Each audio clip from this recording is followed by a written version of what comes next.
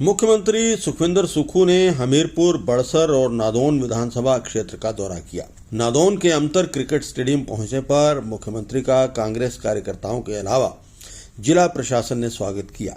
इस मौके पर मुख्यमंत्री को गार्ड ऑफ ऑनर भी दिया गया। स्वागत समारोह के दौरान सुजानपुर के विधायक कैप्टन रंजीत राणा, कांगड़ा केंद्रीय सहकारी बैंक के अध्यक्ष कुलदीप पठानिया, जिला कांग्रेस अध्यक्ष सुमन भारती और ब्लॉक कांग्रेस अध्यक्ष कैप्टन पृथ्वीचंद मौजूद रहे। अमतर हेलीपैड पर पत्रकारों के साथ बातचीत करते हुए मुख्यमंत्री ठाकुर सुखविंदर सिंह ने कहा कि शिमला में मंत्रियों के साथ मंडे मीटिंग का आयोजन किया गया था, जिसके चलते वो देरी से पहुंचे हैं। उन्होंने कहा कि मीटिंग के दौरान सभी मंत्रियों से आगामी बजट के लिए सुझाव मांगे गए हैं। मिनिस्टर्स थे, मंडे को मीटिंग होती है, मंडे ट्यूसडे हमारा मीटिंग डेज है।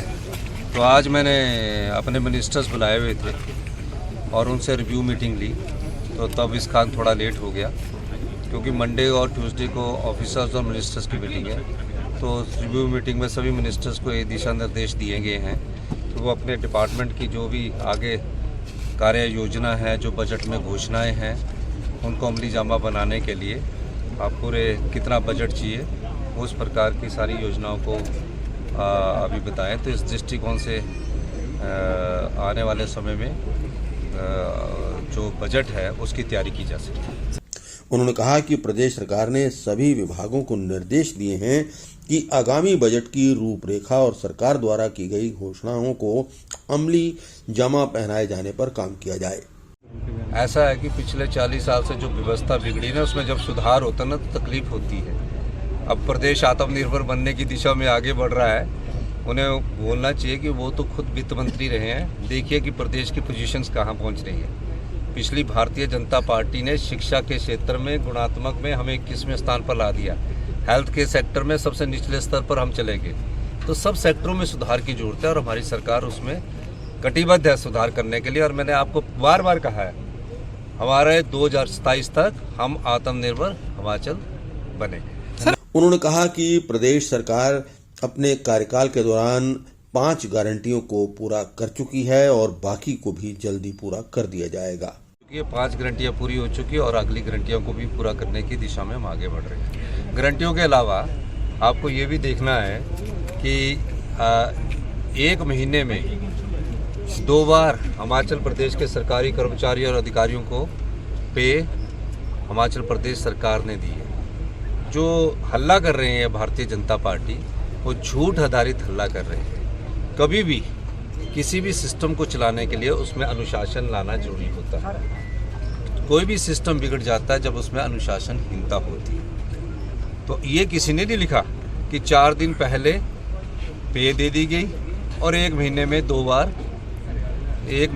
बार पे मिली। ऐसा पहली बार हुआ है।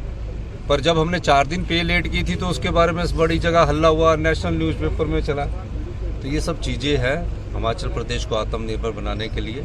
और आज मैंने विभाग के सभी अधिकारियों को, खासकर मंत्री लोगों को दिशा निर्देश दिया है कि अपने विभाग की रिपोर्ट जो अगला बजट है उस पर, क्योंकि इस बजट को हम पहले तैयार कर रहे हैं, उस बजट के लिए जो भी योजनाएं लानी है वो मुझे 1-2 दिन में आकर अवगत करवाएं। सांसद अनुराग ठाकुर के कांग्रेस पार्टी द्वारा सरकार सही ढंग से न चलाए जाने के आरोपों पर पलटवार करते हुए मुख्यमंत्री ने कहा कि 40 साल पुरानी व्यवस्था को ठीक करने में समय लगता है।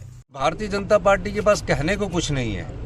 उनके पास अपनी आंतरिक लड़ाई इतनी ज्यादा हो चुकी है, वो कई भागों में बटे हुए हैं। अब वो अपनी गद्दी को बचाने के लिए जयराम जी हमेशा हर दिन स्टेटमेंट देते हैं, उधर से दूसरे नेता देते हैं।